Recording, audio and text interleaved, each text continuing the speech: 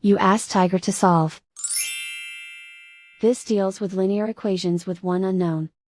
The final result is x equals 11. Let's solve it step by step.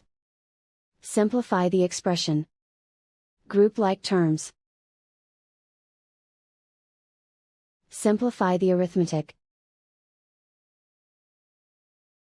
Group all constants on the right side of the equation. Subtract 17 from both sides. Simplify the arithmetic.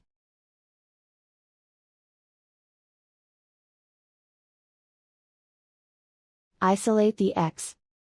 Divide both sides by -5. Cancel out the negatives.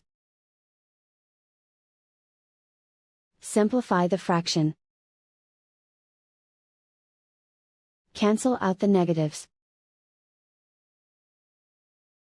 Find the greatest common factor of the numerator and denominator. Factor out and cancel the greatest common factor.